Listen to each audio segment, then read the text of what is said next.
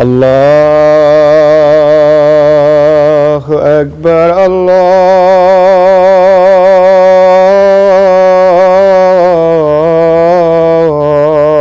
الله أكبر الله أكبر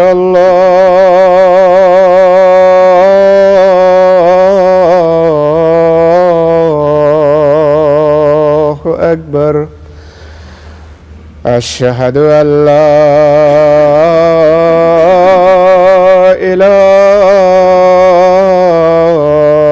إله إلا الله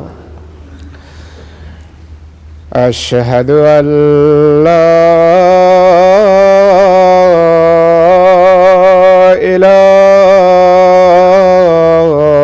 إله إلا الله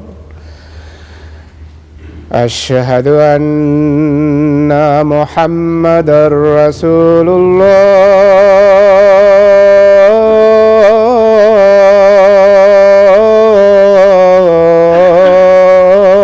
الله أشهد أن محمدًا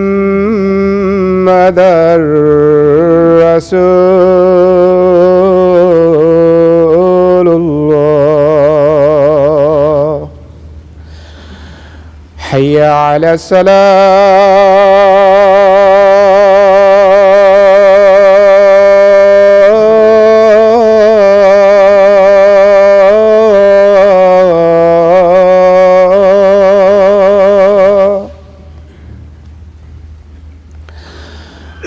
حي على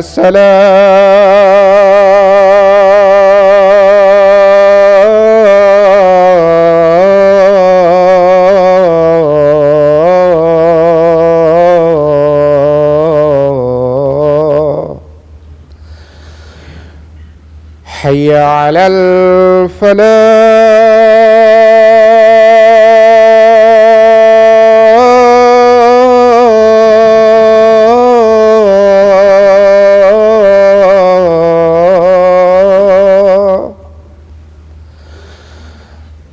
حي على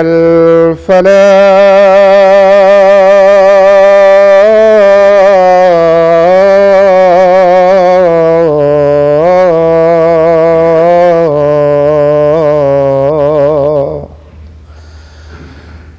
الله أكبر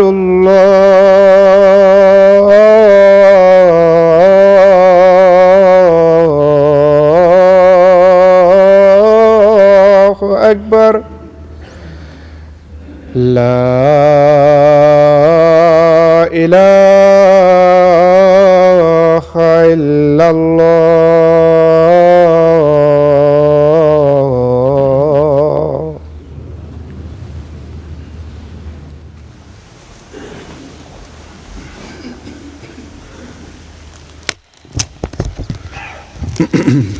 السلام عليكم ورحمة الله.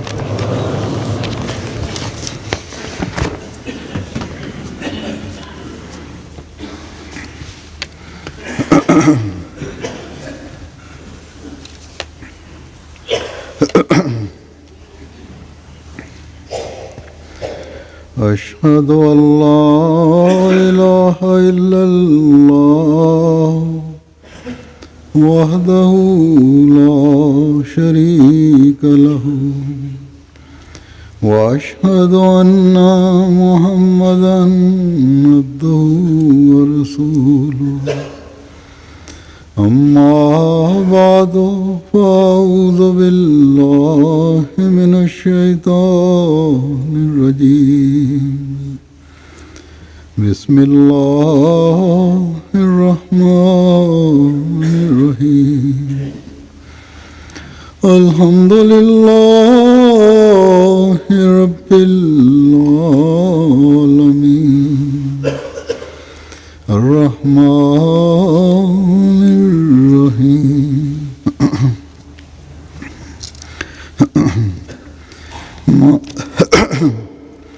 مالك يوم الدين إياك نعبد وإياك نستعين اهدنا الصراط المستقيم صراط الذين أنعمت عليهم غير المغضوب عليهم ولا الضالين.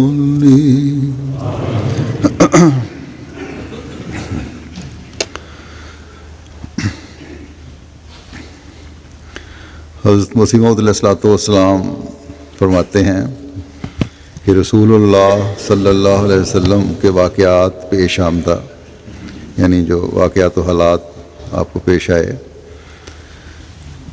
کہ اگر معرفت ہو اور اس بات پر پوری اطلاع ہو کہ اس وقت دنیا کی کیا حالت تھی اور آپ نے آ کر کیا کیا، تو انسان وجد میں آ کر اللہم صلی علی محمد کہہ اٹھتا.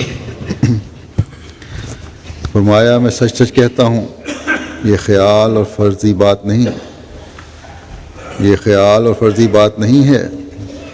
قرآن شریف اور دنیا کی تاریخ اس امر کی پوری شہادت دیتی ہے کہ نبی کریم صلی اللہ علیہ وسلم نے کیا کیا، ورنہ کیا بات تھی جو آپ صلی اللہ علیہ وسلم کے لیے مخصوصاً فرمایا گیا، ان اللہ و ملائکتہ یصلون علی النبی یا ایھا الذین آمنوا صلوا علیہ وسلموا تسلیما. یعنی اللہ تعالیٰ اور اس کے تمام فرشتے رسول پر درود بھیجتے ہیں، اے ایمان والو تم بھی درود و سلام بھیجو نبی پر. فرمایا کسی دوسرے نبی کے لیے یہ صدا نہیں آئی. پوری کامیابی، پوری تعریف کے ساتھ یہی ایک انسان دنیا میں آیا جو محمد صلی اللہ علیہ وسلم کہلایا. فرمایا اس آیت سے ظاہر ہوتا ہے کہ رسول اکرم صلی اللہ علیہ وسلم کے اعمال ایسے تھے کہ اللہ تعالیٰ نے ان کی تعریف یا اوصاف کی تحدید کرنے کے لیے، یعنی حد لگانے کے لیے کوئی لفظ خاص نہیں فرمایا. لفظ تو مل سکتے تھے لیکن خود استعمال نہ کیے. یعنی آپ کے اعمال صالحہ کی تعریف تحدید سے بیرون تھی، ہر قسم کی حدوں سے بالا تھی. اس قسم کی آیت کسی اور نبی کی شان میں استعمال نہ کی. آپ کی روح میں وہ صدق و صفا تھا اور آپ کے اعمال خدا کی نگاہ میں اس قدر پسندیدہ تھے کہ اللہ تعالیٰ نے ہمیشہ کے لیے حکم دے دیا کہ آئندہ لوگ شکر گزاری کے طور پر درود بھیجیں.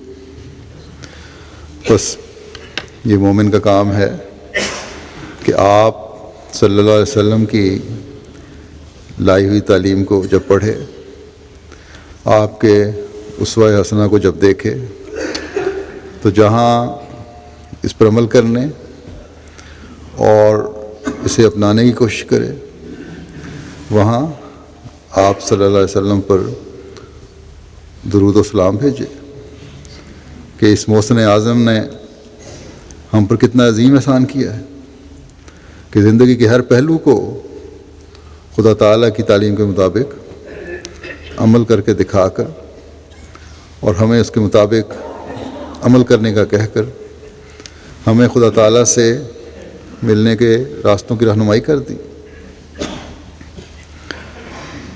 اللہ تعالیٰ کی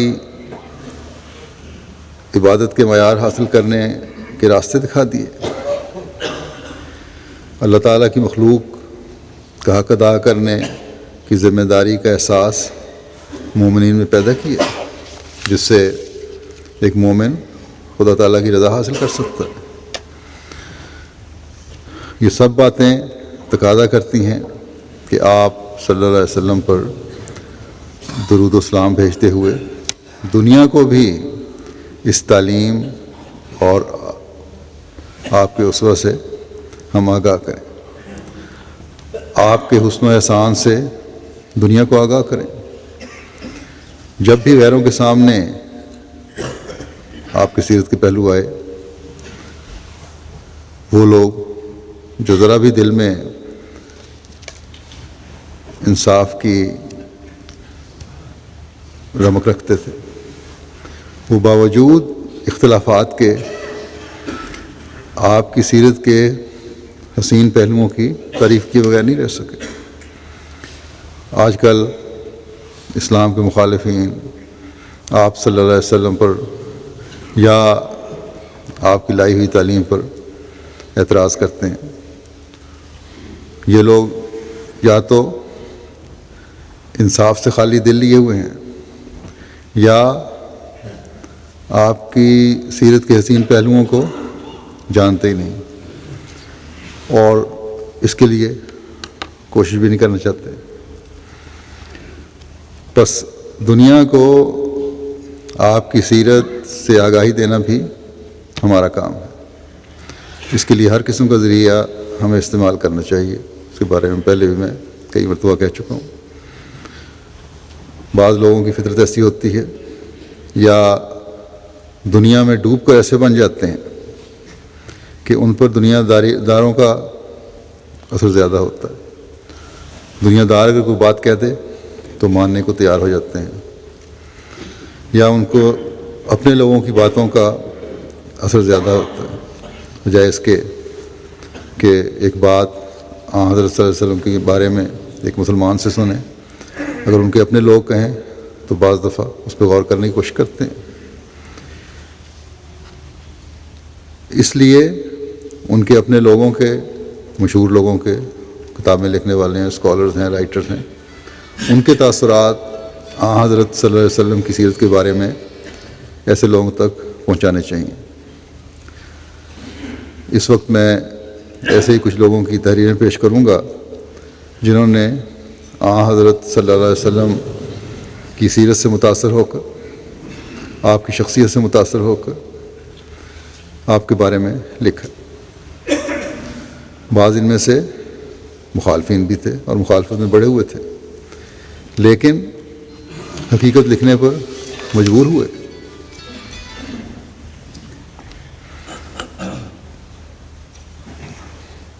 یہ ایک مصنف ہیں جنہوں نے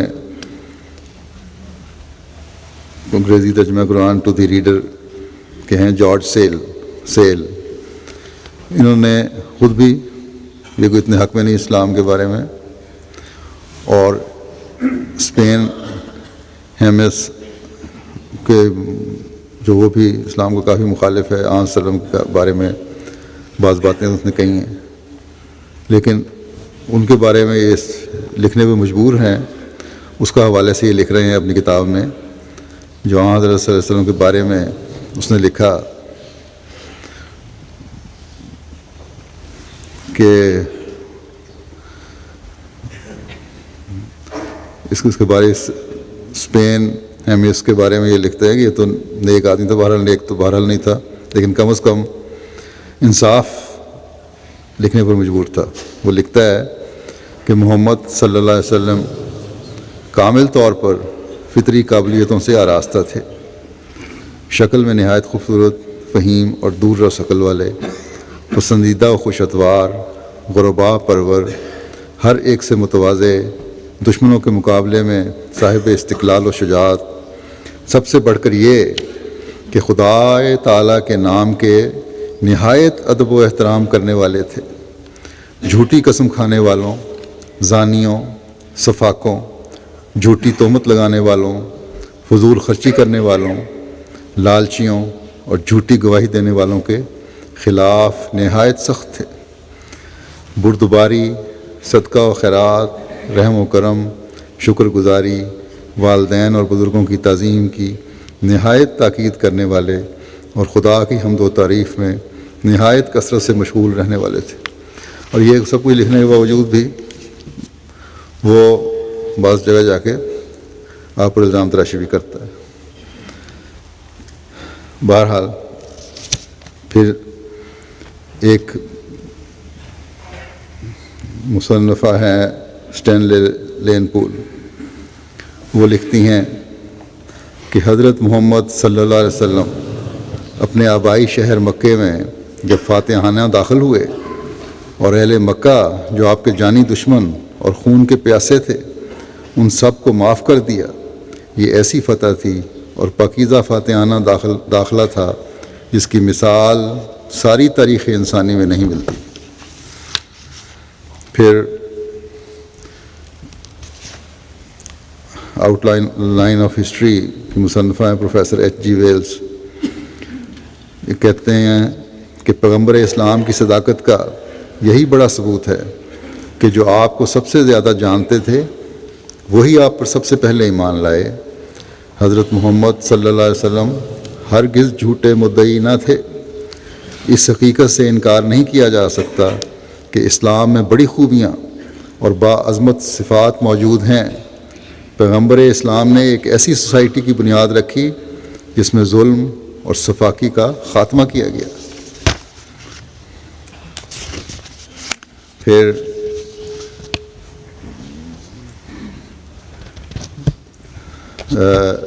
دیلیسی اولیرے اپنی کتاب اسلام ایٹ دی کراس روڈز پہ لکھتا ہے کہ تاریخ نے اس بات کو کھول کر رکھ دیا ہے کہ شدت پسند مسلمانوں کا دنیا پر فتح پا لینا اور تلوار کی نوک پر مقبوضہ اقوام میں اسلام کو نافذ کر دینا تاریخ دانوں کے بیان کردہ قصوں میں سے فضول ترین اور عجیب ترین قصہ ہے۔ یعنی یہ جو تاریخ دان لکھتے ہیں نا فتح پائی اسلام کی نوک پہ، یہ قصے کہتا ہے فضول ترین قصے ہیں۔ پھر مہاتما گاندھی اپنے ایک جریدہ ینگ انڈیا میں لکھتے ہیں کہ میں اس شخص کی زندگی کے بارے میں سب کچھ جاننا چاہتا تھا جس نے بغیر کسی اختلاف کے لاکھوں پر حکومت کی۔ اس کی زندگی کا مطالعہ کر کے میرا اس بات پر پہلے سے بھی زیادہ پختہ یقین ہو گیا کہ اسلام نے اس زمانے میں تلوار کی وجہ سے لوگوں کے دلوں میں جگہ نہیں بنائی، بلکہ اس پیغمبر کی سادگی، اپنے کام میں مگن رہنے کی عادت، انتہائی باریکیوں کے ساتھ اپنے عہدوں کو پورا کرنا اور اپنے دوستوں اور پیروکاروں کے ساتھ انتہائی عقیدت رکھنا، بے باک و بے خوف ہونا اور خدا کی ذات اور اپنے مشن پر کامل یقین ہونا، اس کی یہی باتیں تھیں جنہوں نے ہر مشکل پر قابو پایا اور جو سب کو ساتھ لے کر چلیں۔ جب میں نے اس پیغمبر کی سیرت کے متعلق لکھی جانے والی کتاب کی دوسری جلد بھی ختم کر لی تو مجھ پر اس کتاب کے ختم ہو جانے کی وجہ سے اداسی طاری ہو گئی، وہ کتاب جو بھی پڑھ رہا تھا سیرت کے بارے میں۔ پھر سر جان بیگٹ گلب لیفٹیننٹ جنرل ہیں تھے، یہ 1986 میں ان کی وفات ہوئی۔ یہ لکھتے ہیں کہ قاری اس کتاب کے آخر پہ جو کتاب لکھ رہے تھے، جو بھی رائے قائم کرے اس بات کا انکار ممکن نہیں کہ محمد صلی اللہ علیہ وسلم کے روحانی تجربات اپنے اندر پرانے اور نئے عہد نامے کے قصوں اور عیسائی بزرگوں کے روحانی تجربات سے حیران کن حد تک مشابہت رکھتے ہیں۔ اسی طرح ممکن ہے کہ ہندوؤں اور دیگر مذاہب کے ماننے والے افراد کے انگنت رویا و کشوف سے بھی مشابہت رکھتے ہوں۔ مزید یہ کہ اکثر اوقات ایسے تجربات تقدس اور فضیلت والی زندگی کے آغاز کی علامت ہوتے ہیں۔ ایسے واقعات کو نفسانی دھوکہ قرار دینا کوئی موضوع وضاحت معلوم نہیں ہوتی، کیونکہ یہ واقعات تو بہت سے لوگوں میں مشترک رہے ہیں، ایسے لوگ جن کے درمیان ہزاروں سالوں کا فرق اور ہزاروں میلوں کے فاصلے تھے، جنہوں نے ایک دوسرے کے بارے میں سنا تک نہ ہوگا، لیکن اس کے باوجود ان کے واقعات میں ایک غیر معمولی یکجائی پائی جاتی ہے۔ یہ رائے معقول نہیں کہ ان تمام افراد نے حیران کن حد تک مشابہ رویا و کشوف اپنے طور پر ہی بنا لیے ہوں، باوجود اس کے کہ یہ افراد ایک دوسرے کے وجود ہی سے لابد تھے۔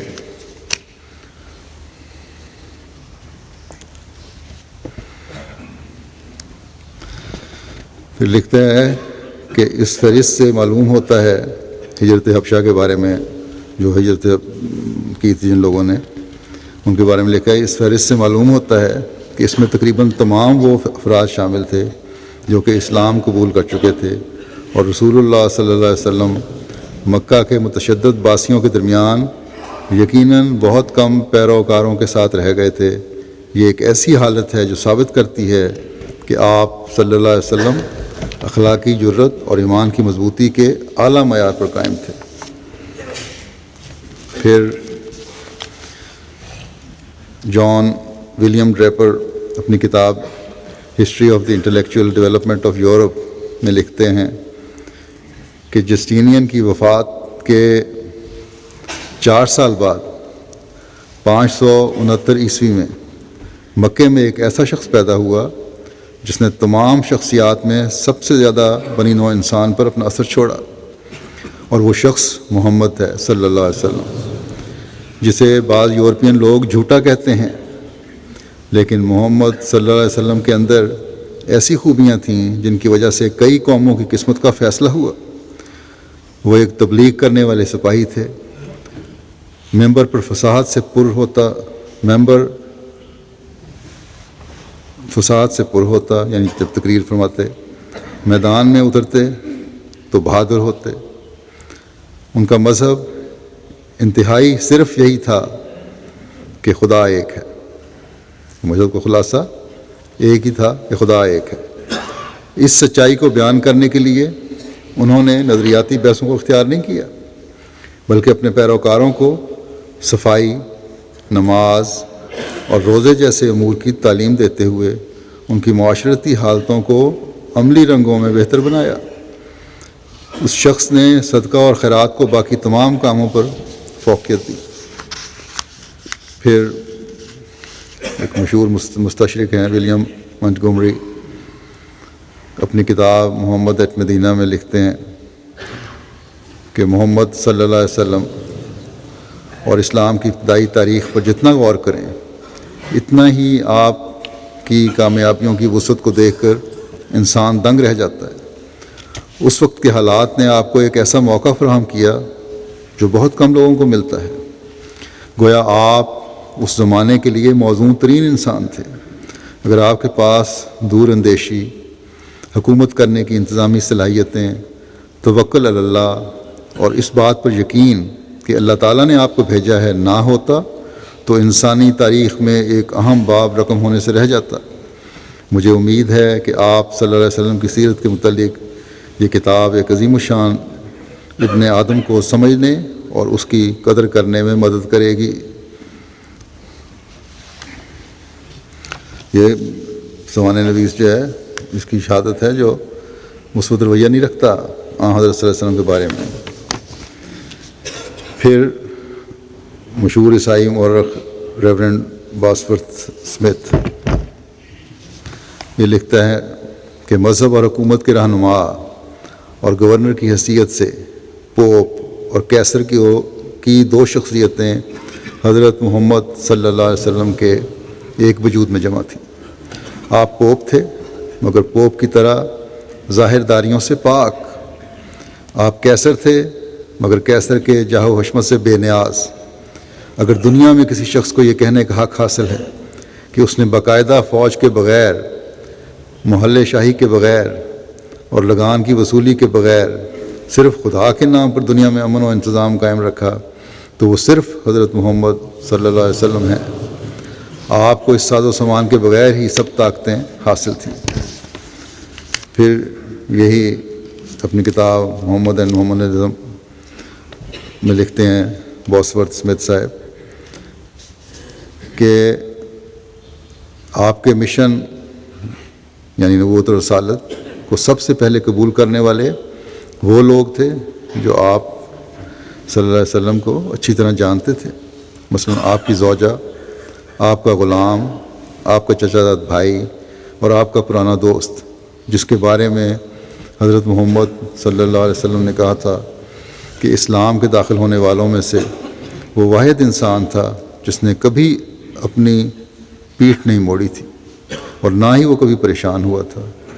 عام پیغمبروں کی طرح حضرت محمد صلی اللہ علیہ وسلم کی قسمت معمولی نہ تھی، کیونکہ آپ کی عظمت کا انکار کرنے والے صرف وہی لوگ ہیں جنہیں آپ کی ذات کا صحیح علم حاصل نہیں تھا۔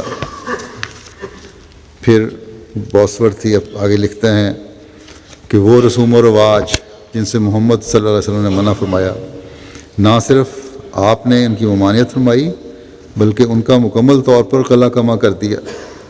یا جیسے انسانی قربانیاں، چھوٹی بچیوں کے قتل، یا جیسے انسانی قربانیاں یعنی انسانوں کو قربان کرنا، چھوٹی بچیوں کے قتل، خونی جھگڑے، عورتوں کے ساتھ غیر محدود شادیاں، غلاموں کے ساتھ نہ ختم ہونے والے ظلم و ستم، شراب نوشی اور جوا بازی، اگر آپ ایسا نہ کرتے تو یہ سلسلہ بلا روک ٹوک عرب اور اس کے ہمسائے ملکوں میں جاری رہتا، اور آپ نے ان سب پہ ختم کر دیا.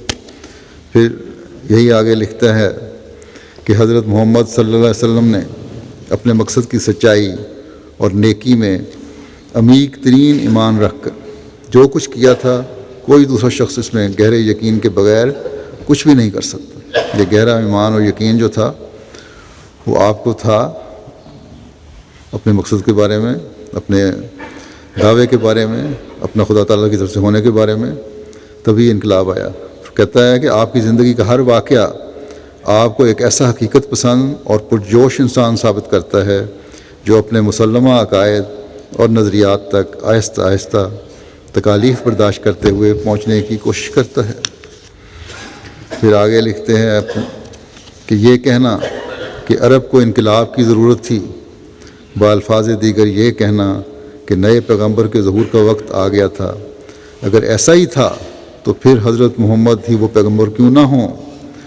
اس موضوع پر موجودہ زمانے کے مصنف سپرنگر نے یہ ثابت کیا ہے کہ حضرت محمد صلی اللہ علیہ وسلم کی آمد سے سال ہا سال قبل ایک پیغمبر کے ظہور کی توقع بھی تھی اور پیشگوئی بھی تھی. پھر آگے بیان کرتا ہے بوسور تھی کہ مجموعی طور پر مجھے یہ حیرانی نہیں کہ حضرت محمد صلی اللہ علیہ وسلم مختلف حالات میں کتنے بدل گئے تھے، بلکہ تعجب تو یہ ہے کہ آپ کی شخصیت میں کتنی کم تبدیلی پیدا ہوئی تھی.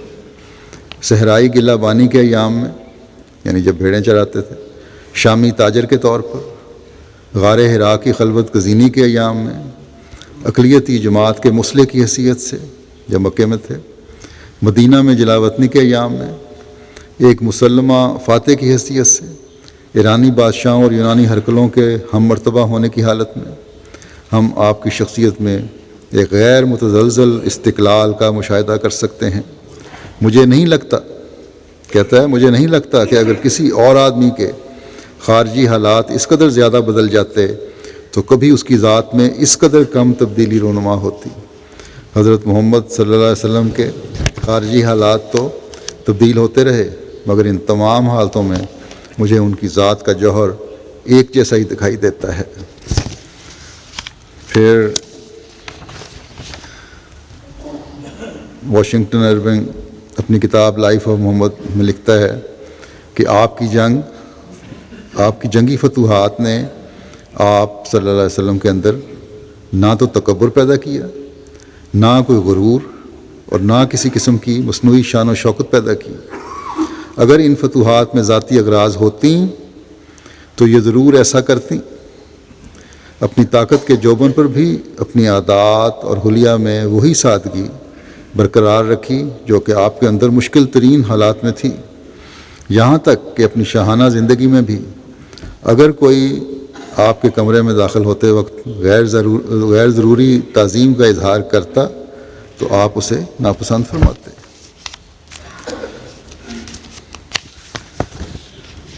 پھر سر ولیم میور، یہ بھی ایک مستشرق ہے اور کافی کچھ خلاف بھی لکھتا ہے. یہ بھی لکھتا ہے کہ اپنا ہر ایک کام مکمل کرنے اور کسی چیز پر اس وقت تک ہاتھ نہ کرتے، اپنا ہر ایک کام مکمل کرتے اور کسی چیز پر اس وقت تک ہاتھ نہ ڈالتے جب تک وہ آپ کے بالکل سامنے پڑی نہ ہوتی. معاشرتی میل جول میں بھی آپ کا یہی طریق رہتا. جب آپ کسی کے ساتھ بات کرنے کے لیے اپنا رخ موڑتے تو آپ آدھا نہ مڑتے بلکہ پورا چہرہ اور پورا جسم اس شخص کی طرف پھیر لیتے. کسی سے مصافحہ کرتے وقت آپ اپنا ہاتھ پہلے نہ کھینچتے اسی طرح کسی اجنبی کے ساتھ گفتگو کرتے ہوئے درمیان میں نہ چھوڑتے اور اگلے شخص کی بات پوری سنتے۔ آپ کی زندگی پر آپ کی خاندانی سادگی غالب تھی۔ آپ کو ہر کام خود کرنے کی عادت تھی۔ جب بھی آپ صدقہ دیتے تو سوالی کو اپنے ہاتھ سے دیتے۔ گھریلو کام کاج بھی اپنی بیویوں کا ہاتھ پٹاتے۔ پھر لکھتا ہے آپ تک ہر کس و ناقص کی پہنچ ہوتی جیسے دریا کی پہنچ کنارے تک ہوتی ہے۔ باہر سے آئے ہوئے وفود کو عزت و احترام سے خوش آمدید کہتے۔ ان وفود کی آمد اور دیگر حکومتی معاملات کے متعلق تاریخ سے ثابت ہوتا ہے کہ محمد صلی اللہ علیہ وسلم کے اندر ایک قابل حکمران کی تمام صلاحیتیں موجود تھیں۔ سب سے زیادہ حیران کن بات یہ ہے کہ آپ لکھنا نہیں جانتے تھے۔ پھر یہی ولیم میور لکھتا ہے کہ ایک اہم خوبی وہ خوش خلقی اور وہ خیال تھا جو آپ اپنے معمولی سے معمولی پیروکار کر رکھا کرتے۔ حیا، شفقت، صبر، سخاوت، عاجزی آپ کے اخلاق کے نمایاں پہلو تھے اور ان کے باعث آپ اپنے ماحول میں ہر شخص کو اپنا گرویدہ کر لیتے۔ انکار کرنا آپ کو ناپسند تھا۔ اگر کسی سوالی کی فریاد پوری نہ کر پاتے تو خاموش رہنے کو ترجیح دیتے۔ کبھی یہ نہیں سنا کہ آپ نے کسی کی دعوت رد کی ہو، خواہ وہ کتنی ہی معمولی کیوں نہ ہو، اور کبھی یہ نہیں ہوا کہ آپ نے کسی کا پیش کیا ہوا تحفہ رد کیا ہو، خواہ وہ کتنا ہی چھوٹا کیوں نہ ہو۔ آپ کی ایک نرالی خوبی یہ تھی کہ آپ کی محفل میں موجود ہر شخص کو یہ خیال ہوتا کہ وہی اہم ترین مہمان ہے۔ اگر آپ کسی کو اپنی کامیابی پر خوش پاتے تو گرم جوشی سے اسے مصافحہ کرتے اور گلے لگاتے، اور محروموں اور تکلیف میں گھرے افراد سے بڑی نرمی سے ہمدردی کا اظہار کرتے، بچوں سے بہت شفقت سے پیش آتے اور راہ کھیلتے بچوں کو سلام کرنے میں کوئی عار محسوس نہ کرتے۔ وہ قحط کے ایام میں بھی دوسروں کو اپنے کھانے میں شریک کرتے اور ہر ایک کی آسانی کے لیے ہمیشہ کوشش کرتے رہتے۔ ایک نرم اور مہربان طبیعت آپ کے تمام خواص میں نمایاں نظر آتی تھی۔ محمد صلی اللہ علیہ وسلم ایک وفادار دوست تھے۔ انہوں نے ابوبکر سے بھائی سے بڑھ کر محبت کی، علی سے پدرانہ شفقت کی، زید جو آزاد کردہ غلام تھا کو اس شفیق نبی سے اس قدر لگاؤ تھا کہ اس نے اپنے والد کے ساتھ جانے کے بجائے مکے میں رہنے کو ترجیح دی۔ اپنے نگران کا دامن پکڑتے ہوئے اس نے کہا میں آپ کو نہیں چھوڑوں گا، آپ ہی میرے ماں اور باپ ہیں۔ دوستی کا یہ تعلق زید کی وفات تک رہا، اور پھر زید کے بیٹے اسامہ سے بھی آپ کے والد کی وجہ سے آپ نے ہمیشہ بہت مشفقانہ سلوک کیا۔ عثمان اور عمر بھی آپ سے خاص تعلق رکھتے تھے۔ آپ نے حدیبیہ کے مقام پر بیت رضوان کے وقت اپنے معصور داماد کے دفاع کے لیے جان تک دینے کا جو عہد کیا وہ اسی سچی دوستی کی ایک مثال ہے۔ دیگر بہت سے مواقع ہیں جو کہ محمد صلی اللہ علیہ وسلم کی غیر متزلزل محبت کے طور پر پیش کیے جا سکتے ہیں۔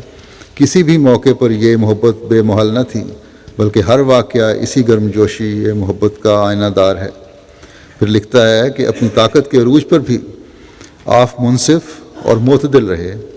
آپ اپنے ان دشمنوں سے نرمی میں ذرا بھر بھی کمی نہ کرتے جو آپ کے دعوی کو بخوشی قبول کر لیتے۔ مکہ والوں کی طویل اور سرکش اظہار ثانیہ اس بات پر منتج ہونی چاہیے تھیں کہ فاتح مکہ اپنے غیظ و غضب میں آگ اور خون کی ہولی کھیلتا، لیکن محمد صلی اللہ علیہ وسلم نے چند مجرموں کے علاوہ عام معافی کا اعلان کر دیا اور ماضی کی تمام تلخ یادوں کو یکسر بھلا دیا۔ ان کے تمام استہزاء، گستاخیوں اور ظلم و ستم کو باوجود آپ نے اپنے سخت ترین مخالفین سے بھی احسان کا سلوک کیا۔ مدینہ میں عبداللہ اور دیگر منحرف ساتھی یعنی منافقین جو تھے، جو کہ سال ہا سال سے آپ کے منصوبوں میں روکیں ڈالتے اور آپ کی حاکمیت میں مزاحم ہوتے رہے، ان سے بھی درگزر کرنا بھی ایک روشن مثال ہے۔ اسی طرح وہ نرمی جو آپ نے ان قبائل سے برتی جو آپ کے سامنے سرنگوں تھے اور قبل عظیم فتوحات میں بھی شدید مخالف رہے تھے، ان سے بھی نرمی کا سلوک فرمایا۔ پھر یہی ولیم میور لکھتا ہے کہ محمد کی سچائی کے لیے ایک تائیدی نشان تھا مخالفت میں بھی لکھتے ہیں کئی جگہ پہ، قرآن کے بارے میں بھی، لیکن یہاں لکھ رہا ہے کہ یہ محمد کی سچائی صلی اللہ علیہ وسلم کی سچائی کے لیے ایک تائیدی نشان تھا کہ جو بھی آپ پر اول ایمان لائے وہ اعلیٰ کردار کے مالک تھے، بلکہ آپ کے قریبی دوست اور گھر کے افراد بھی، جو کہ آپ کی ذاتی زندگی سے اچھی طرح واقف تھے، آپ کے کردار میں وہ خامیاں نہ دیکھ سکے جو عام طور پر ایک منافق دھوکے باز کے گھریلو تعلق اور باہر کے رویے میں ہوتی ہیں۔ سر تھامس کارلائل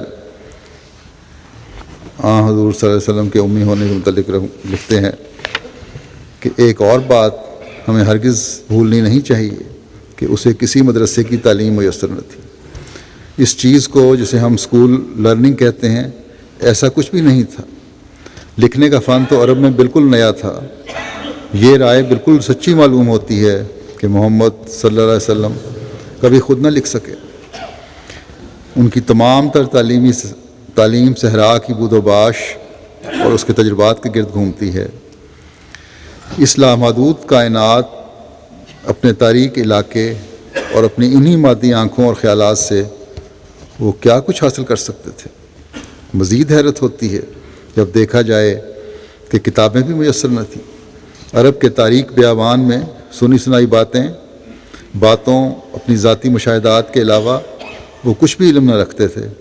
وہ حکمت کی باتیں جو آپ سے پہلے موجود تھیں یا عرب کے علاوہ دوسرے علاقے میں موجود تھیں، ان تک رسائی نہ ہونے کے باعث وہ آپ کے لیے نہ ہونے کے برابر تھیں۔ ایسے حکام اور علماء میں سے کسی نے اس عظیم انسان سے براہ راست مکالمہ نہیں کیا۔ وہ اس بیابان میں تنہا تھے اور یوں ہی قدرت اور اپنی سوچوں کے محور میں پروان چڑھے۔ پھر لکھتا ہے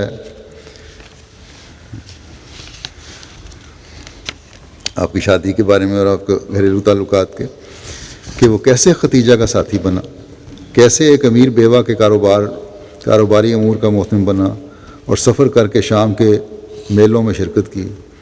اس نے یہ سب کچھ کیسے کر لیا؟ ہر ایک کو بخوبی علم ہے کہ اس نے یہ انتہائی وفاداری اور مہارت کے ساتھ کیا۔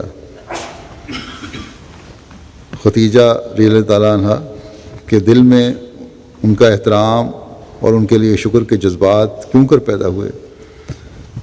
ان دونوں کی شادی کی داستان، جیسا کہ عرب کے مصنفین نے ذکر کیا ہے، بڑی دلکش اور قابل فہم ہے۔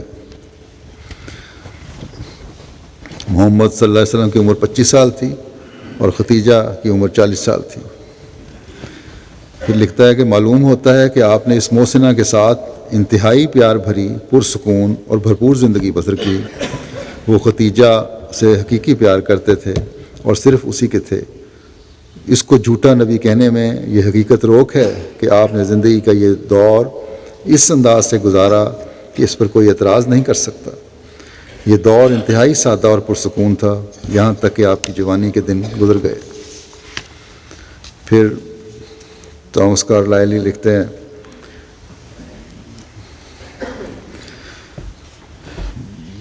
کہ ہم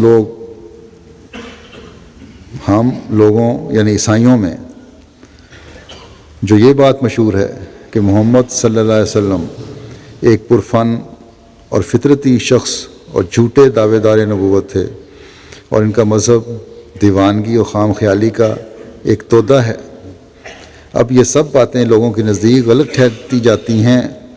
جو جھوٹ باتیں متعصب عیسائیوں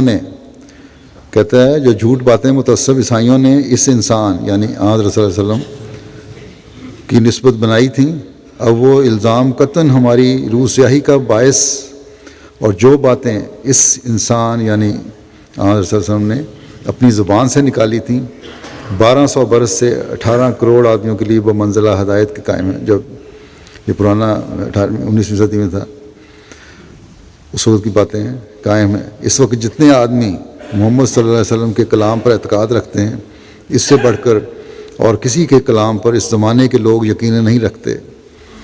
میرے نزدیک اس خیال سے بدتر اور ناخدا پرستی کا کوئی دوسرا خیال نہیں ہے کہ ایک جھوٹے آدمی نے یہ مذہب پھیلایا، یعنی یہ بالکل غلط چیز ہے۔ پھر ایک فرینچ فلاسفر لامانٹین اپنی اپنی کتاب ہسٹری آف ٹرکی میں لکھتا ہے کہ اگر کسی شخص کی قابلیت کو پرکھنے کے لیے 3 معیار مقرر کیے جائیں کہ اس شخص کا مقصد کتنا عظیم ہے، اس کے پاس ذرائع کتنے محدود ہیں اور اس کے نتائج کتنے عظیم الشان ہیں، تو آج کون ایسا شخص ملے گا جو محمد صلی اللہ علیہ وسلم سے مقابلہ کرنے کی جسارت کرے؟ دنیا کی شورۂ آفاق شخصیات نے صرف چند فوجوں، قوانین اور سلطنتوں کو شکست دی، اور انہوں نے محض دنیاوی حکومتوں کا قیام کیا، اور ان میں سے بھی بعض طاقتیں ان کی آنکھوں کے سامنے ٹوٹ کر ریزہ ریزہ ہو گئیں، مگر محمد صلی اللہ علیہ وسلم نے نہ صرف دنیا کی فوجوں، قوانین، حکومتوں، مختلف اقوام اور نسلوں، بلکہ دنیا کی کل آبادی کے 1/3 کو یکجا کر دیا۔ مزید برآں اس نے قربان گاہوں، خداؤں، مذاہب، عقائد، افکار اور روحوں کی تجدید کی۔ محمد کی بنیاد صلی اللہ علیہ وسلم صرف ایک کتاب تھی جس کا حرف حرف قانون بن گیا۔ اس شخص نے ہر زبان اور ہر نسل کو ایک روحانی تشخص سے نوازا۔ پھر لکھتا ہے محمد صلی اللہ علیہ وسلم ایک فلسفہ دان، خطیب، پیغمبر، قانون دان، جنگجو، افکار پر فتح پانے والا، عقلی تعلیمات کی تجدید کرنے والا، 20 ظاہری حکومتوں اور ایک روحانی حکومت کو قائم کرنے والا شخص تھا۔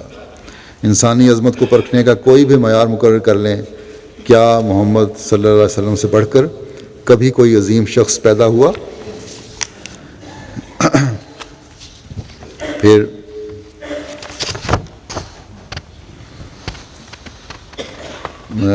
ڈیون پورٹ لکھتا ہے، جان ڈیون پورٹ، کہ کیا یہ بات سمجھ میں آ سکتی ہے کہ جس شخص نے اس حقیر و ذلیل بت پرستی کے بدلے جس میں اس کے ہم وطن یعنی اہل عرب مبتلا تھے، خدائے برحق کی پرستش قائم کر کے بڑی بڑی ہمیشہ رہنے والی اصلاحیں کیں، وہ جھوٹا نبی تھا؟ کیا ہم اس سرگرم اور پرجوش مسئلے کو فریبی ٹھہرا سکتے ہیں اور یہ کہہ سکتے ہیں کہ ایسے شخص کی تمام کارروائیاں مکر پر مبنی تھیں؟ نہیں، ایسا نہیں کہہ سکتے۔ بے شک محمد صلی اللہ علیہ وسلم بجز دلی نیک نیتی اور ایمانداری کے اور کسی سبب سے ایسے استقلال کے ساتھ ابتدائے نزول وحی سے اخیر دم تک مستعد نہیں رہ سکتے تھے، جو لوگ ہر وقت ان کے پاس رہتے تھے اور جو ان سے بہت کچھ ربط ضبط رکھتے تھے، ان کو بھی کبھی آپ کی ریاکاری کا شبہ نہیں ہوا۔ پھر لکھتا ہے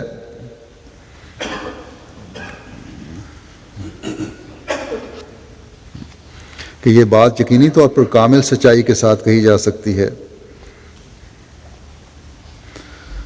کہ اگر مغربی شہزادے مسلمان مجاہدین اور ترکوں کی جگہ ایشیا کے حکمران ہو گئے ہوتے تو مسلمانوں کے ساتھ اس مذہبی رواداری کا سلوک نہ کرتے جو مسلمانوں نے عیسائیت کے ساتھ کیا، کیونکہ عیسائیت نے اپنے ان ہم مذہبوں کو نہایت تعصب اور ظلم کے ساتھ تشدد کا نشانہ بنایا جن کے ساتھ ان کے مذہبی اختلافات تھے۔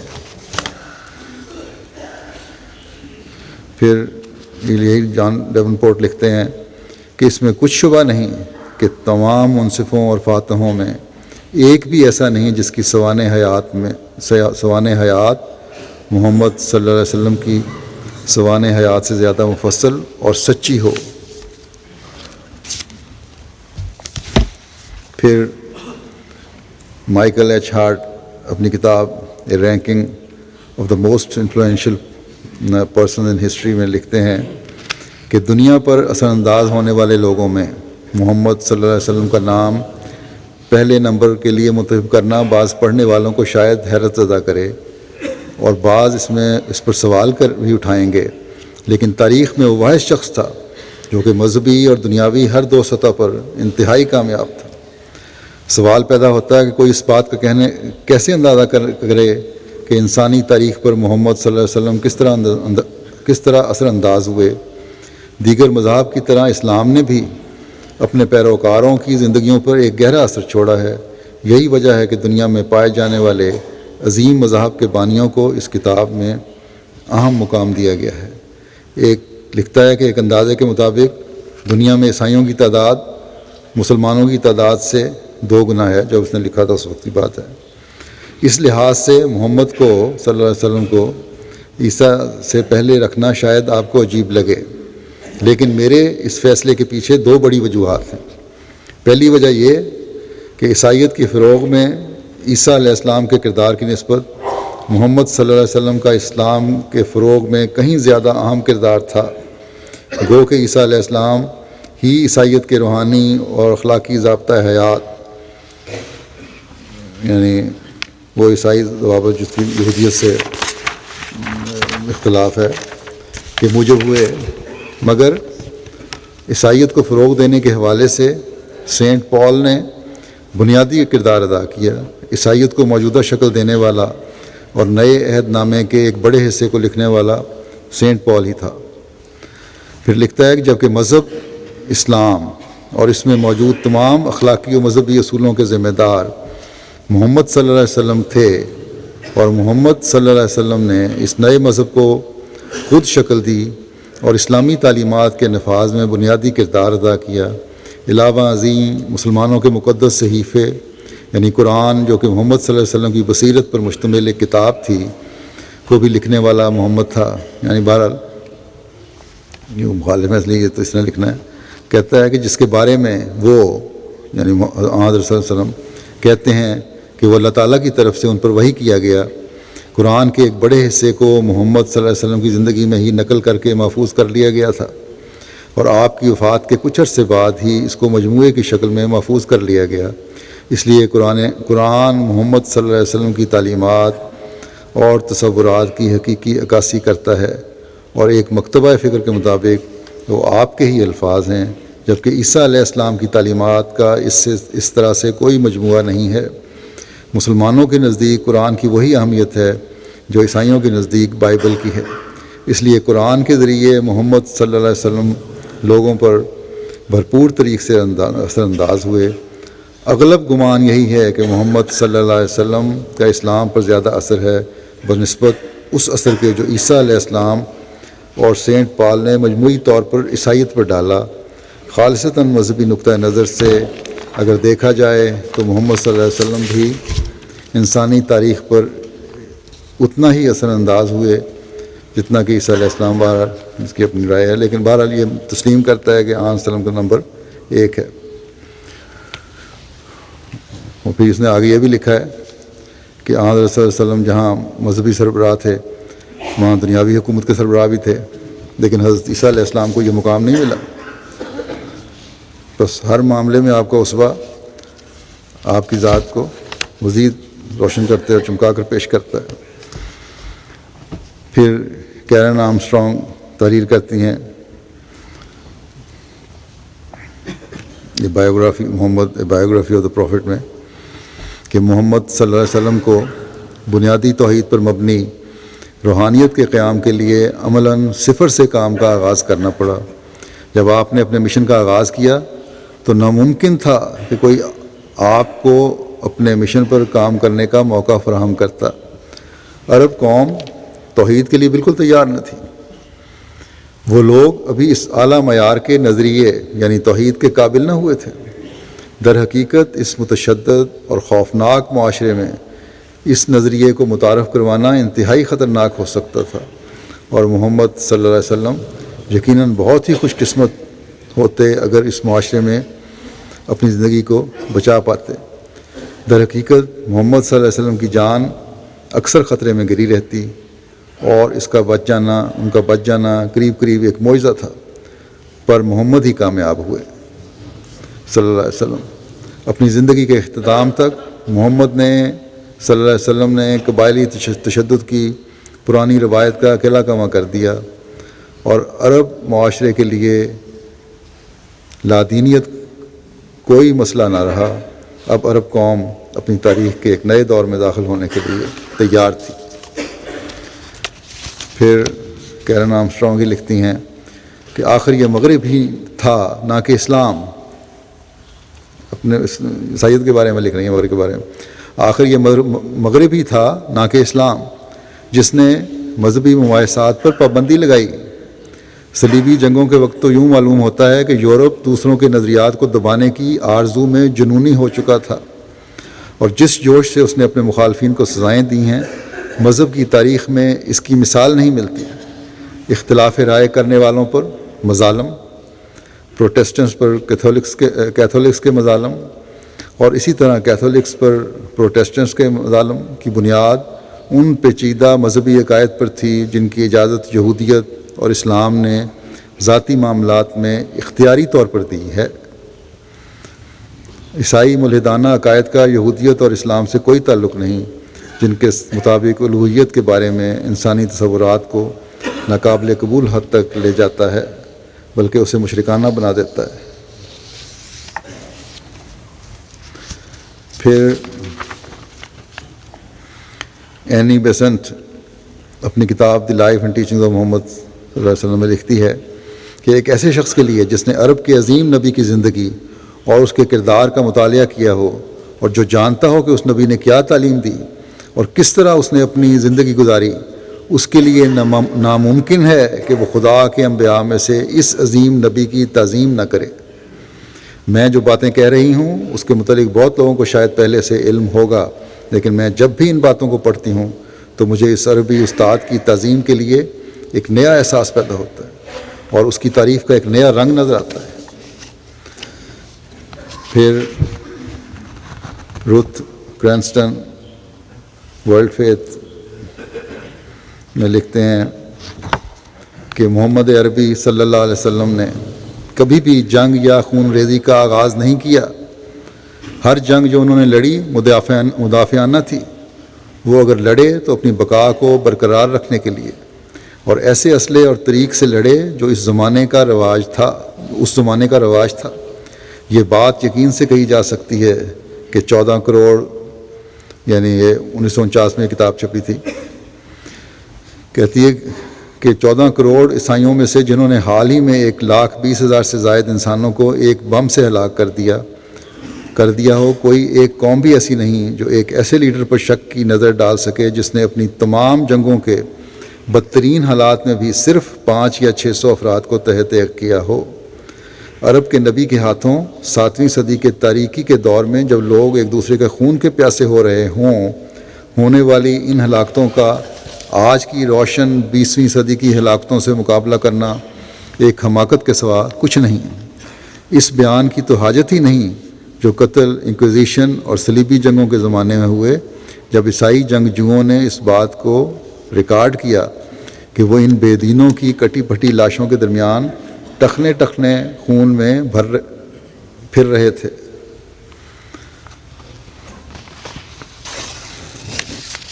پھر گاڈفرے ہگنز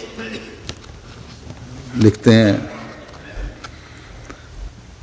کہ اس بات سے زیادہ عام طور پر کوئی بات سننے میں نہیں آتی کہ عیسائی پادری محمد صلی اللہ علیہ وسلم کے مذہب کو اس کے تعصب اور غیر رواداری کی وجہ سے گالیاں دیتے ہیں۔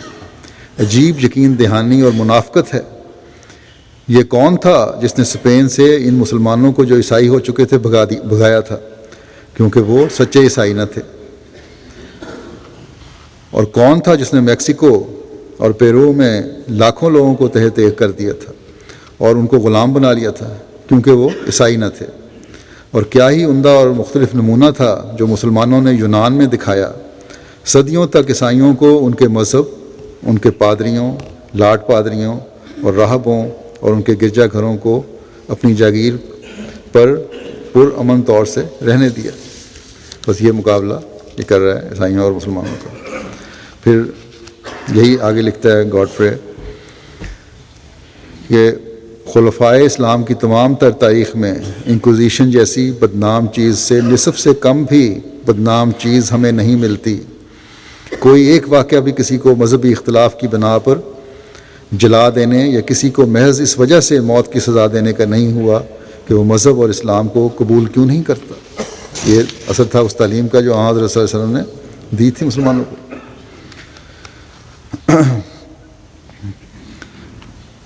پھر ہسٹری آف دی ساراسان امپائر میں ایڈورڈ گبن لکھتے ہیں کہ آپ صلی اللہ علیہ وسلم کے مذہب کی تبلیغ کے بجائے اس کا دوام ہماری حیرت کا موجب ہے، یعنی ہمیشہ قائم رہنا۔ حضرت محمد صلی اللہ علیہ وسلم نے مکے اور مدینہ میں جو خالص اور مکمل نقش جمایا، وہ 12 صدیوں کے انقلاب کے بعد بھی اس سے قرآن کے انڈین، افریقی اور ترک نو معتقدوں نے ابھی تک محفوظ رکھا ہوا ہے۔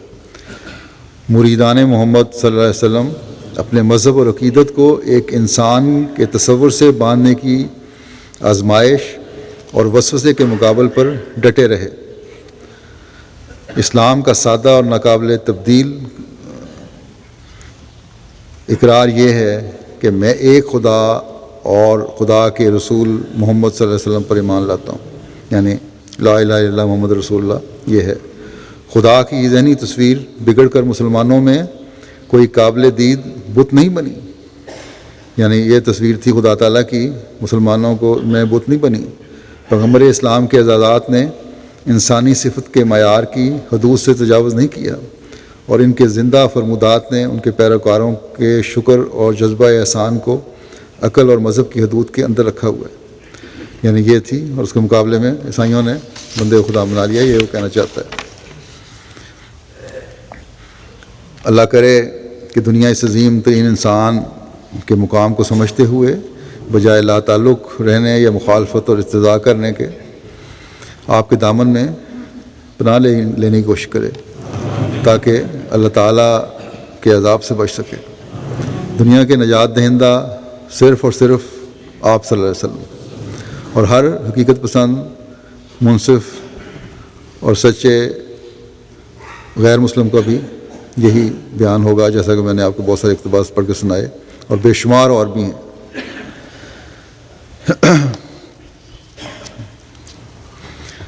پہلے انبیاء کی سچائی بھی آپ صلی اللہ علیہ وسلم کی پیروی سے ہی ثابت ہوتی ہے، اور آپ کے ذریعے سے ہی ثابت ہوتی ہے۔ یہ ہے مقام ختم نبوت جس کا ہر احمدی کے نے دنیا میں پرچار کرنا ہے، اور اس کے لیے ہر ایک کو کوشش کرنی چاہیے۔ اس ضمن میں یہ بھی بتا دوں کہ کل سے روا میں ختم نبوت کانفرنس ہو رہی ہے، جو آج ختم ہو گئی ہوگی اس وقت، جس میں سیاسی باتوں اور اخلاق باختہ تقریروں اور احمدیوں کو گالیاں دینے، حضرت مسیح علیہ الصلوۃ والسلام کے خلاف مغلظات بکنے کے علاوہ کچھ نہیں ہوتا، اور یہ سب کچھ ہو رہا ہے حضرت صلی اللہ علیہ وسلم کے عشق اور ختم نبوت کے نام پر۔ اللہ تعالیٰ ان لوگوں کو عقل دے، اور سمجھتے یہ ہیں کہ ہم ختم نبوت کا مقام دنیا کو بتا رہے ہیں۔ بہرحال یہ تو ان کا فعل ہے، جیسا کہ میں نے کہا کہ احمدی کا کام یہ ہے کہ ختم نبوت کی حقیقت کو دنیا کو بتائے، اور وہ اسی صورت میں ممکن ہے جب ہم آپ صلی اللہ علیہ وسلم کا پیغام دنیا کو پہنچائیں گے۔ اللہ تعالیٰ ہمیں اس کی توفیق عطا فرمائے۔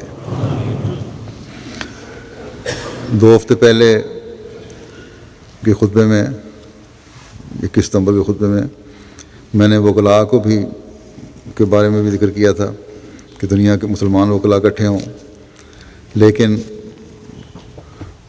مسلمان تو پتہ نہیں اکٹھے ہوتے ہیں کہ نہیں۔ ہمارے وکلاء نے، احمدی وکلاء نے اس بارے میں کچھ کام شروع کیا ہے پاکستان میں بھی، کہ مذہبی جذبات کا خیال اور آزادی رائے کی حدود کے بارے میں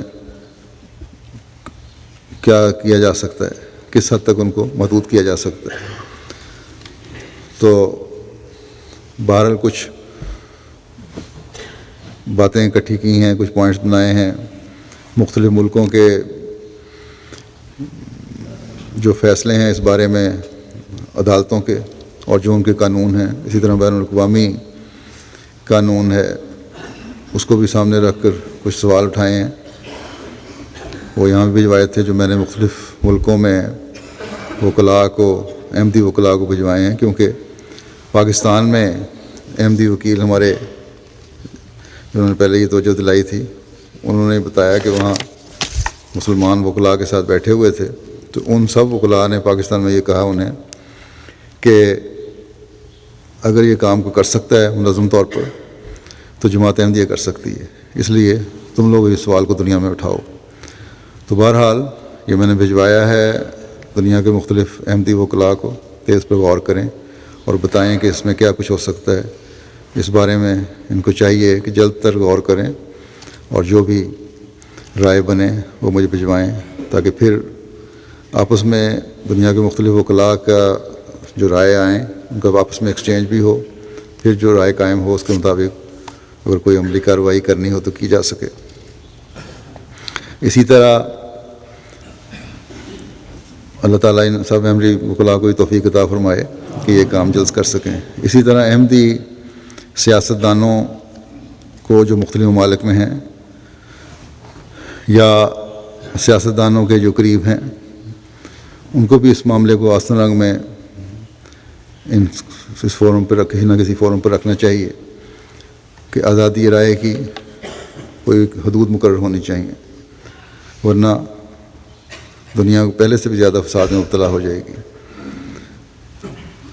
اسی طرح ایک دعا کی تحریک میں اس حوالے سے بھی کرنا چاہتا ہوں, ہم کرتا بھی رہتا ہوں کہ مسلم امہ کے لیے بہت دعا کریں. آج کل مسلمان سربراہوں کو اللہ تعالیٰ عقل دے کہ وہ اپنے شہریوں کے خون سے نہ کھیلیں, شہریوں کو عقل دے کہ غلط لیڈروں کا اعلیٰ کار بن کر ایک دوسرے کی گردنیں نہ ماریں. مسلمان حکومتوں کو عقل دے کہ وہ غیروں کا اعلیٰ کار بن کر ایک دوسرے پر حملے نہ کریں. آج کل پھر حملے ہو رہے ہیں, ترکی اور ایران کی شام کی آپس میں ٹھنی ہوئی ہے.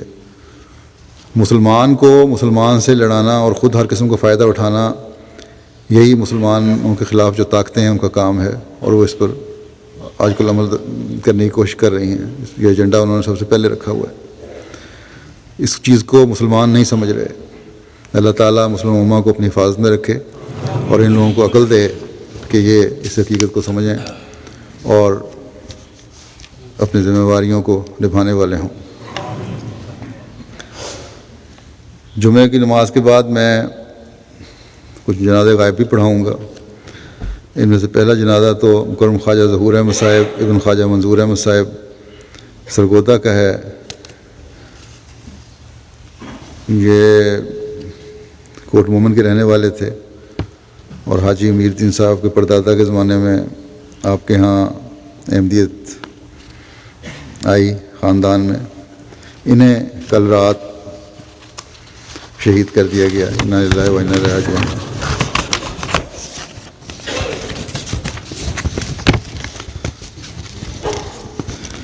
شہید مرحوم کا خاندان تجارت سے منسلک رہا. پہلے کوٹ مومن میں بھی رہے تھے کافی لمبا عرصہ, پھر یہ سرگودا منتقل ہو گئے اور تاجر لوگ تھے. کل رات کو جیسا کہ میں نے کہا ان کو شہید کیا گیا. 9:15 بجے قریب یہ اپنے گھر سے سائیکل پر باہر کسی کام سے نکلے تو وہاں موجود 2 نامعلوم افراد تھے. پہلے باہر گلی میں کھڑے موٹر سائیکل پر, انہوں نے پستول سے ان پہ فائر کیا جو آپ کے دائیں کان کے نیچے گردن پر لگا اور حملہ اور فرار ہو گئے. کسی راہگیر نے دیکھا تو ریسکیو والوں کو فون کیا. اس پہ آپ کو ہسپتال لے جایا جا رہا تھا کہ راستے میں وفات ہو گئی. انا للہ و انا الیہ راجعون. مرحوم کو مذہبی مخالفت کا لمبے عرصے سے سامنا تھا.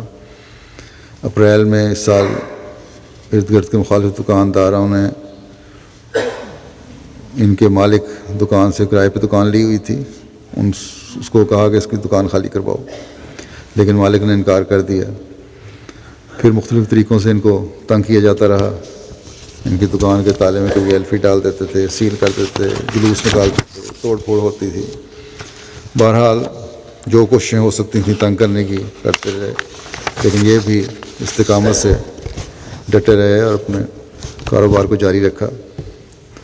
سادگی میں بے تحاشا تھی. مالی کشائش کے باوجود سائیکل کا چھوٹے موٹے کام کرنے تو سائیکل کا استعمال کیا کرتے تھے. کسی بھی جماعتی تحریک میں بڑھ چڑھ کر حصہ لینے والے تھے اور بڑے نیک نفس انسان تھے. اللہ تعالیٰ نے درجات بلند فرمائے. ان کے اہلیہ کے علاوہ 2 بیٹے اور 3 بیٹیاں ہیں.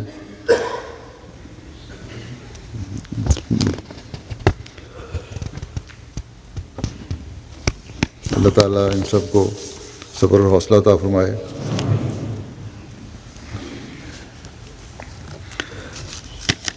دوسرا جنازہ ہے مکرمہ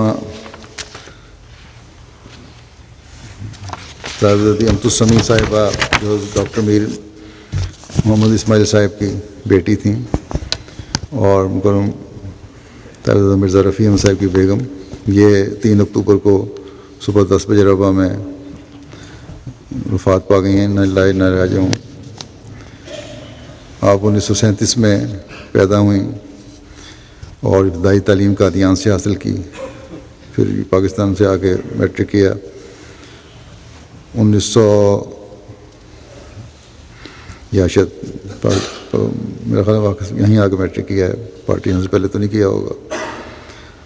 1952 میں آپ کا نکاح حضرت مسلم ماؤد نے اپنے بیٹے مکرم مرزا رفیع احمد صاحب کے ساتھ پڑھایا،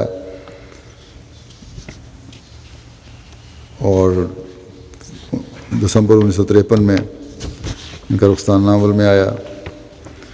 تو ان کے بیٹے کہتے ہیں کہ رخصتانے کے بارے میں بھی آج کل تو بڑا شور شرابہ بھی ہوتا ہے، اور رسمیں رواج بہت زیادہ پڑ گئے ہیں، کہ انہوں نے بتایا اپنے بیٹے کو کہ میری شادی عجیب حالت میں ہوئی کہ جلسے سلانے کے دن تھے، 28 دسمبر کو شادی ہوئی، جلسے کے آخری دن، جلسے کے دن تھے۔ کہتی میری ڈیوٹی لگی ہوئی تھی، کوئی پروگرام شادی کا نہیں تھا۔ ڈیوٹی دے کر آئیں تو ان کی اماں نے کہا کہ صبح تمہاری شادی ہے۔ کہتے ہیں اس وقت میرے ہاتھ کالے تھے کیونکہ دیگیں دھو کے آ رہی تھی جلسے کی ڈیوٹی کی وجہ سے، تو لڑکیوں نے مل کے میرے ہاتھ دھوئے، سیاہی دور کی، اور اگلے روز بغیر کسی مہندی وغیرہ کی شادی ہو گئی۔ 1991 میں لندن سے آپ کو بائی پاس آپریشن ہوا تھا، جس ڈاکٹر نے آپریشن کیا تھا بڑی صابر تھیں، اس نے بھی آپ کے صبر کو دیکھ کے کہا کہ میں نے اپنا اس وقت بیسٹ پیشنٹ دیکھا ہے، ان کا تمہیں ایوارڈ دیتا ہوں کہ اتنا صبر میں نے کسی پیشنٹ میں نہیں دیکھا۔ اور اس کے باوجود بعد میں بھی، اس سے پہلے ان کو کینسر بھی ہوا تھا، ہر بیماری کو بڑے صبر اور ہمت اور حوصلے سے انہوں نے برداشت کیا۔ جلسے سالانہ میں مہمانوں کی خدمت خاص طور پر بہت کیا کرتی تھیں، مہمانوں سے گھر بھرا رہتا تھا ان کا۔ جلسے کی ڈیوٹیاں باقاعدہ دیتی رہیں باوجود گھروں سے مہمانوں کے۔ پھر ملازموں سے بڑا حسن سلوک تھا ان کا، کبھی کسی کو نہیں ڈانٹا۔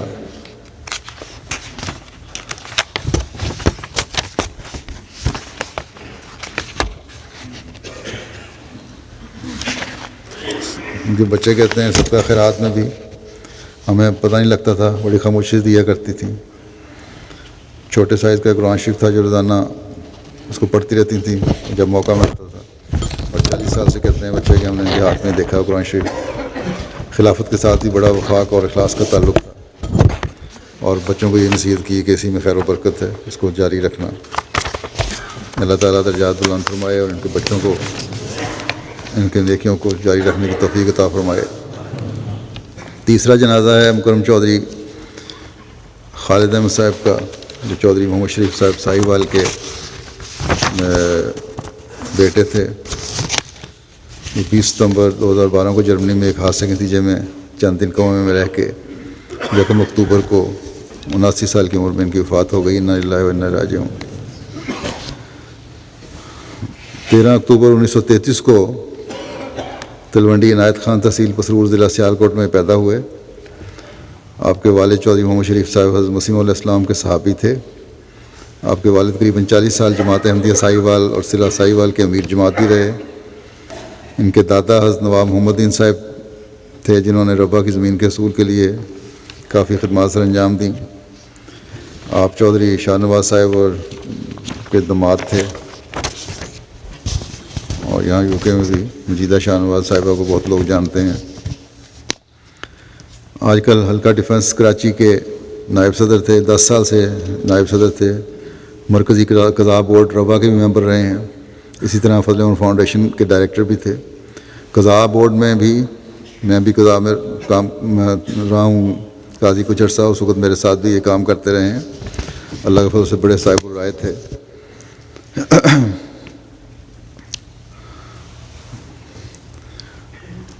اور مالی تحریکات میں بڑھ چڑھ کر حصہ لینے والے تھے.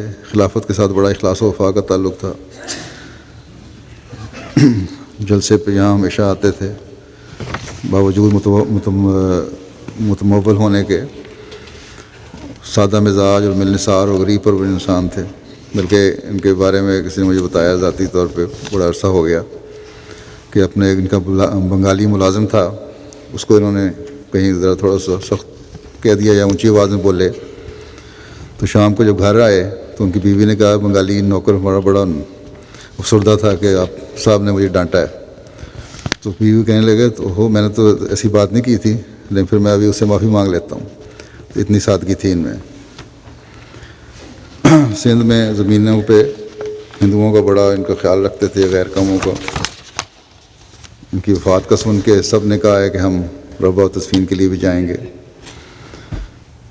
لیبر عورتیں وہاں کام کرتی ہیں, ذمہ دارہ میں دیہاتوں میں چنائی وغیرہ ہوتی ہے مرچوں کی یا کپاس وغیرہ کی. تو ہمیشہ یہ کہا کرتے تھے کہ ان کی مزدوری جو ہے ان کے خامدوں یا مردوں کو نہ دیا کرو, وہ عورتوں کو دیتے نہیں بلکہ عورتوں کے ہاتھ میں مزدوری دیا کرو. مینیجر نے مجھے لکھا ان کے کہ بڑی فکر تھی, ہماری سندھ کے حالات بھی ایسے تھے.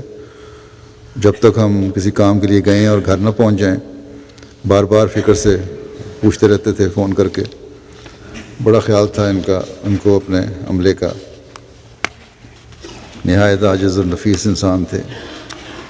بیواؤں اور یتیموں کا وظیفہ مقرر کیا ہوا تھا, لیکن عزت نفس کا خیال بھی رکھتے تھے. بڑی خاموشی سے امداد کیا کرتے تھے.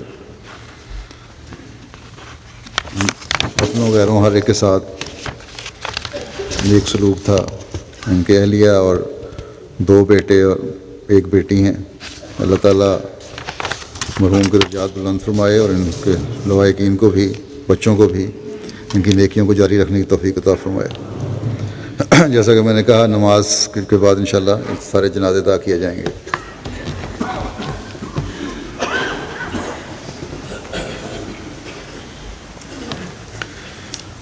الحمد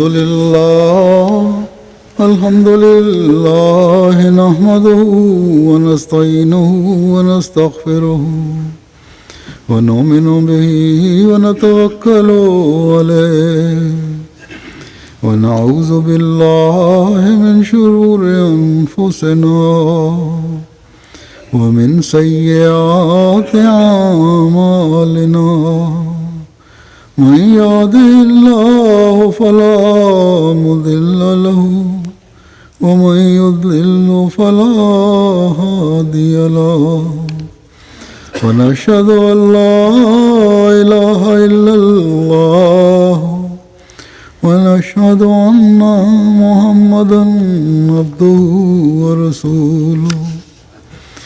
عباد الله رحمكم الله إن الله يأمر بالعدل والإحسان وإيتاء ذي القربى وينهى عن الفحشاء والمنكر والبغي يعظكم لعلكم تذكرون.